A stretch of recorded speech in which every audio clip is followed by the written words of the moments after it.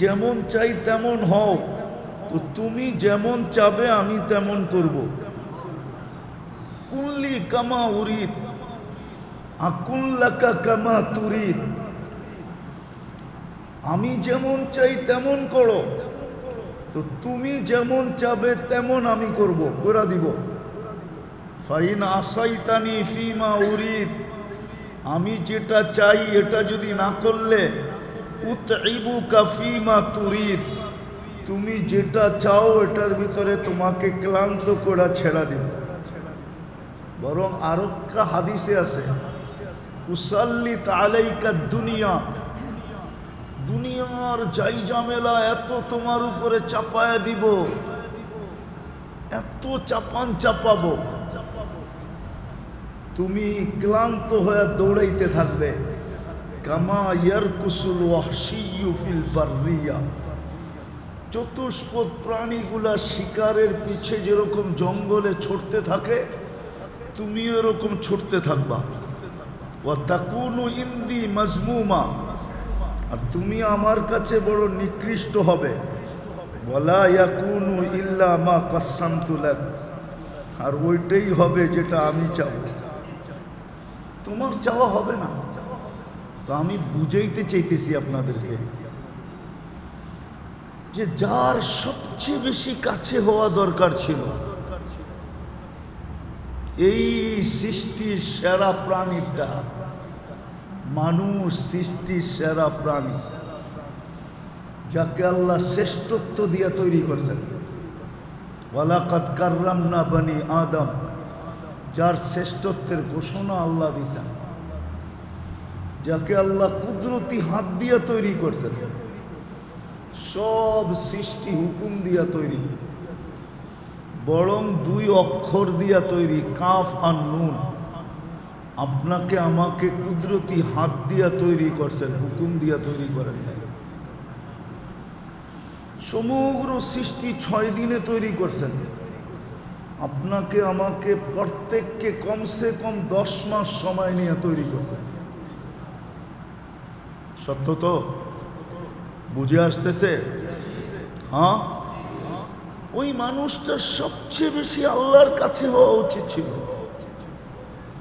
কেননা সে শ্বাসে শ্বাসে আল্লাহর মুহতাজ, কদমে কদমে আল্লাহর মুহতাজ। আমি দুনিয়া বলতেছি, এখনো আখিরাতে যাই নাই, দুনিয়াই বুঝাইতে চাইতেছি।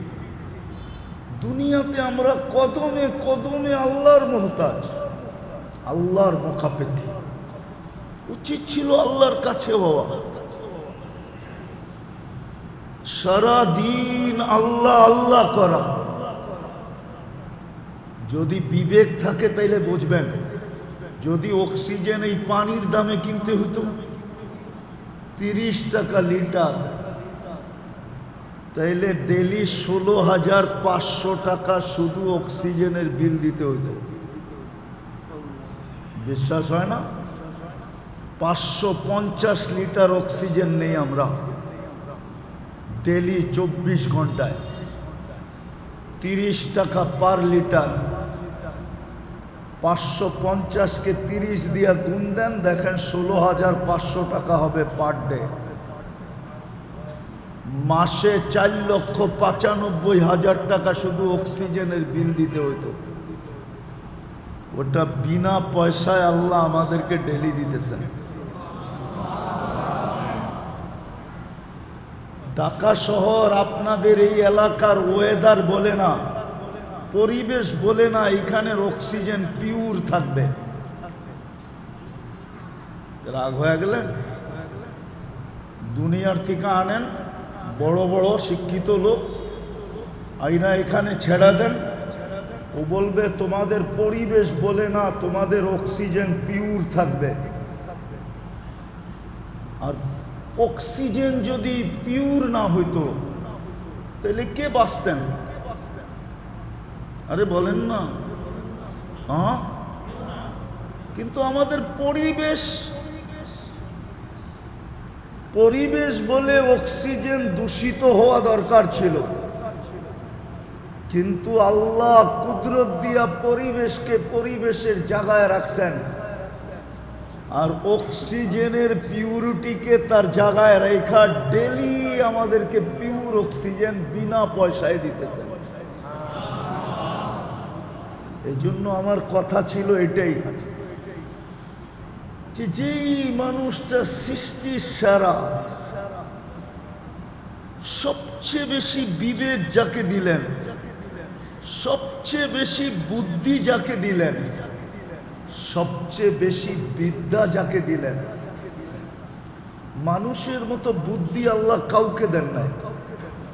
যদি দিত, শুধু কাল্পনিক কথা, এটা বিজ্ঞান এখনো প্রমাণ করতে পারে নাই, শুধু বলে এলিয়নরা আমাদের চেয়ে বেশি বুদ্ধিমান, শুধু বলে, আজ পর্যন্ত কোনো অকাঠ্য প্রমাণ দিতে পারে নাই বিজ্ঞান। পারছে নাকি? নাই এখানে শিক্ষিত লোক জেনারেল কেউ পারছে দিতে? হ্যাঁ, মানুষের চেয়ে যদি বুদ্ধিমান কেউ হতো, তাইলে আমাজনের জঙ্গলের প্রাণীরাও আমাদের সাথে প্রতিযোগিতায় নামতো।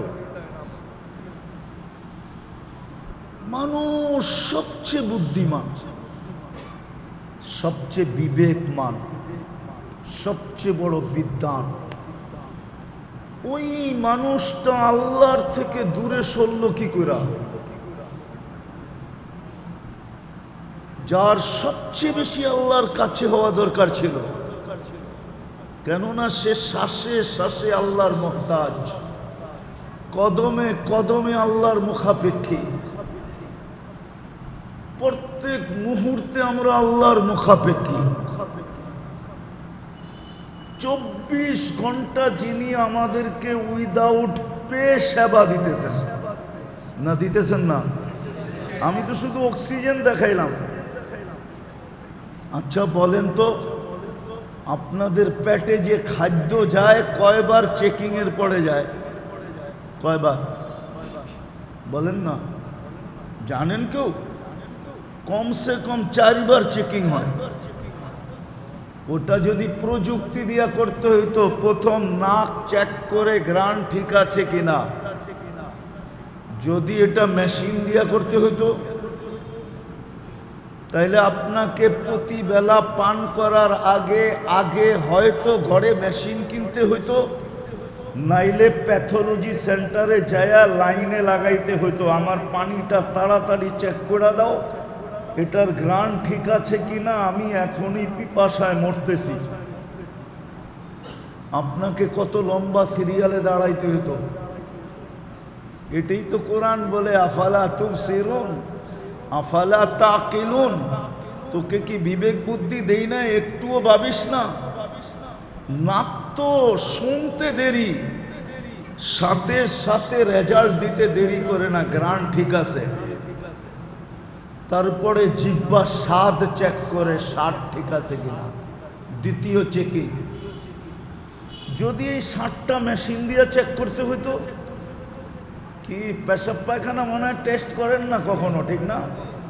আজ পর্যন্ত করছেন তুই একবার পেশাব পায়খানা টেস্ট?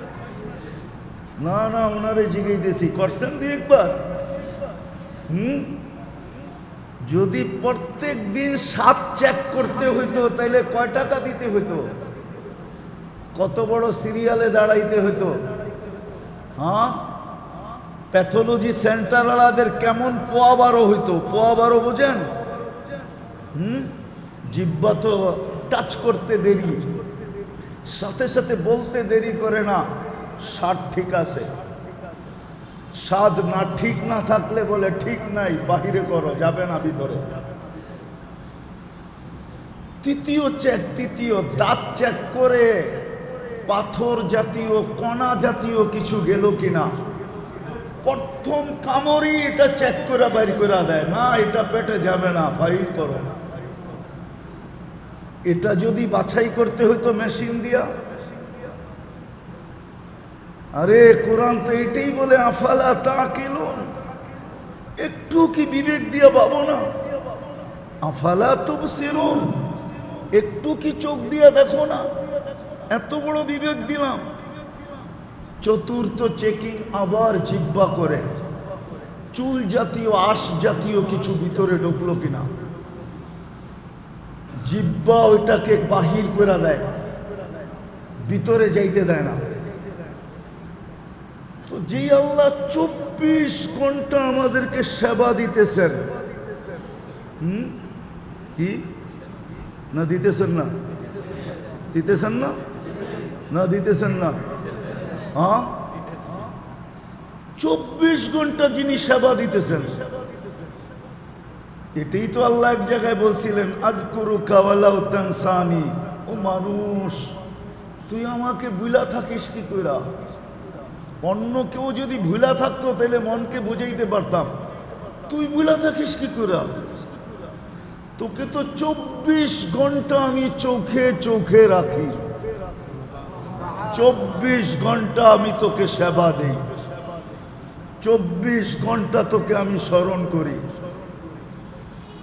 এক মুহূর্ত যদি তোকে স্মরণ না করি, এটাও এক জায়গায় বলা আছে, লাবতালাতিল আরদু ফি বাতনিহা, জমিন তোকে পেটে নিয়ে নিবে, লা আগরাকাতিল বাহরু ফি কারিহা, সমুদ্র তোকে তলদেশে নিয়ে নিবে, লা আহলাকাতিল মালাইকা, ফেরেশতা তোকে ধ্বংস করে ফেলবে, কিন্তু পারে না তো, আমার জন্য পারে না।